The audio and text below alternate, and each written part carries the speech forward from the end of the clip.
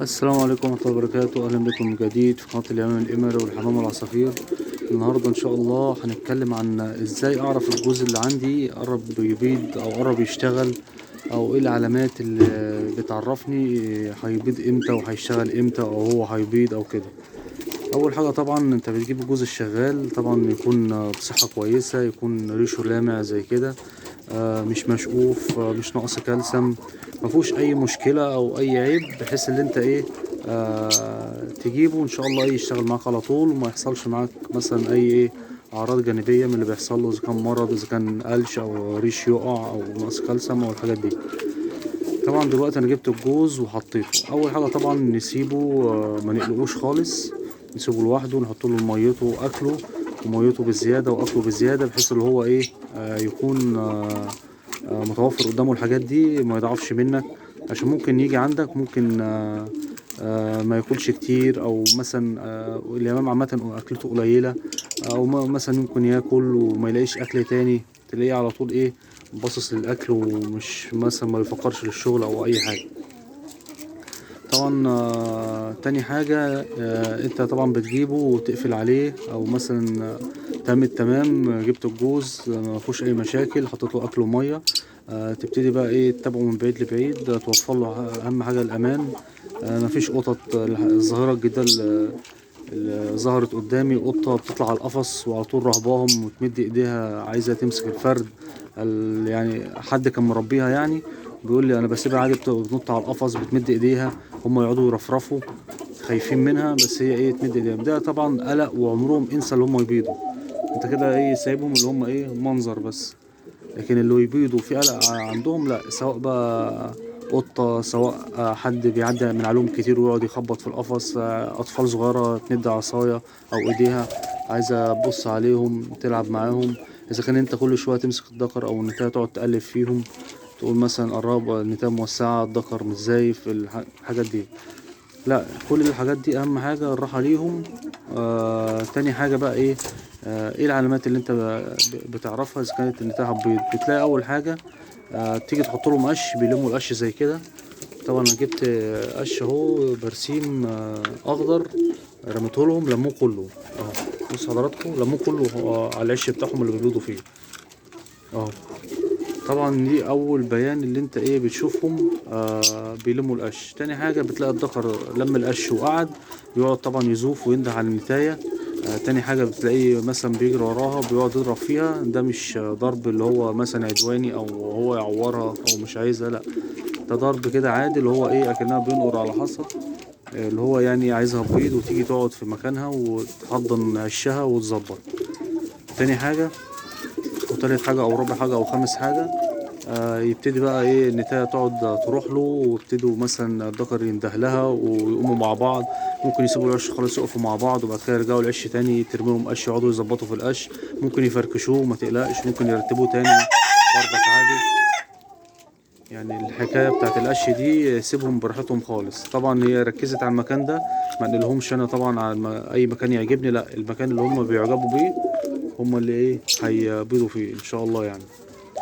تالت حاجة بقى تبتدي الزوم، وبعد كده يبتدي بقى التكسير. تلاقي بقى النتاية عرفتها كسرت ازاي. طبعا بتلاقي الريش اللي ورا كده ايه زي ما تقولك ايه خفيف شوية على الفتحة بتاعتها، وتلاقي بقى النتاية جسمها حمل شوية، وتلاقيها بتاكل كتير، وتلاقي معدتها نازلة كده لتحت، بتلاقيها محملة كده نازلة لتحت. وتلاقيها مثلا لو عليها مثلا بيضة لسه طرية أو بروش زي ما بيقولوا، بتلاقي مثلا جناحاتها زي ما احنا وريناكم في فيديوهات كتير، بتلاقي جناحاتها مدلدلة. وتلاقي عند قب الديلها من ورا كده ايه قبة شوية، وتلاقي مثلا ايه على طول واقفة ايه يعني ايه مش قادرة. هي مش عيانة ولا حاجة لا، بس هي مش قادرة. العيان ما بيدللش جناحاته، او التبة بتاعت اخر ديله دي بتبقى مرفوعة. التعبان بتلاقيه كمشان وراكن على جنب، وتلاقي خفيف. تلاقي النتاية تلاقيها محملة ما شاء الله، وتلاقي وزنها تقيل، وتلاقي معدتها مليانة واكلة. وتلاقيها ايه دي اول بتبقى بتجهز عنقود البيض، او مثلا عليها بيضة. وبعد ما تنشف البيضة طبعا فيها بتلاقيها بيضتها، وممكن ما ترقدش عليها او ممكن ترقد، مفيش اي مشاكل. تلاقيها مثلا حطت اول بيضة، وتلاقيها مثلا تيجي ترقد عليها نص رقدة او ما ترقدش خالص، وما تقلقش مفيش اي مشكلة. تلاقي مثلا جابت القش بتظبط فيها، بتظبط الداير بتاع القش بتاعها عشان اما تيجي ايه ترد عليه.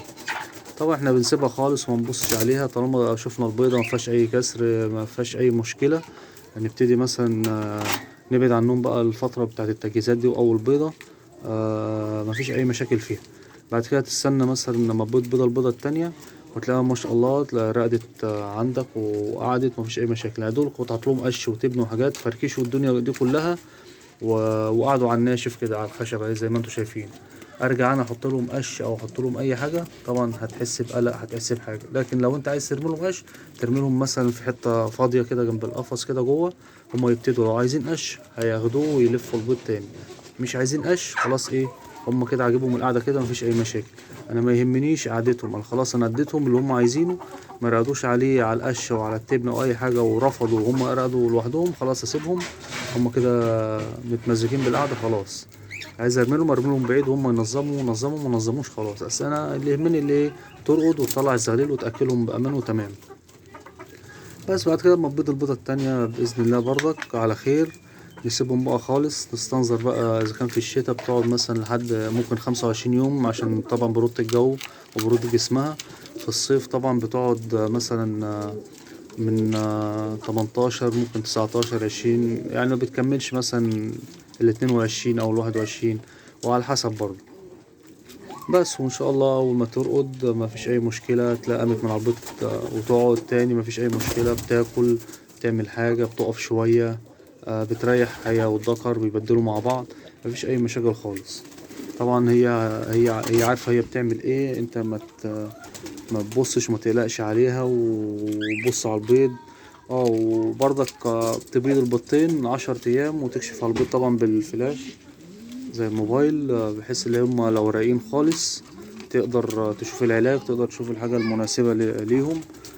فيها معرقين دم وفيها كبس، خلاص سيبهم وما تلمسهمش تاني لحد ما ايه اما يطلعوا بإذن الله طبعا.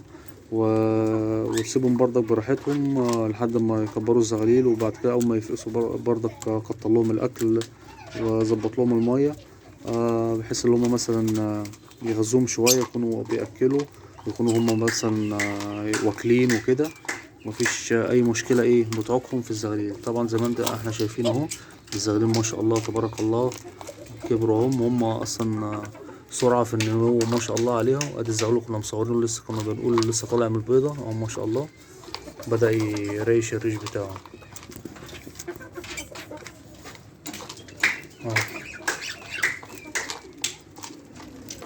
بصوا الزغلول يا جماعة ما شاء الله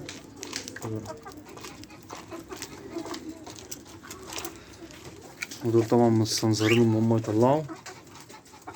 ودول ما شاء الله برضك ايه خلاص كده قربت انقلهم كده الحمد لله، بدأوا ياكلوا لوحدهم وابوهم برضك امهم بياكلوهم. ادي الزغلولين في وش اهم، الزغلول اهو يعني بيلعب مع الزغلول التاني اهو ما شاء الله كاملين ومفيش اي مشكلة. وادي الاب والام اهو، وادي العش فاضي اهو، بحيث ان انا ايه ان شاء الله بامر الله هبتدي ايه انقلهم بحيث ان هم ايه يجهزوا عش تاني. طبعا ما تنسوش بقى اللايك والشير والاشتراك في القناة ليوصل كل جديد. وما تنسوش طبعا الشير والاشتراك، وما تستخسروش باللايك بالله عليكم. لايك بقى حلو منكم كده وتعليق حلو بيشجعنا ان احنا ايه نعمل فيديوهات اكتر. في اي حاجة في اي سؤال في اي حاجة تقولوا في تعليق. شكرا لكم.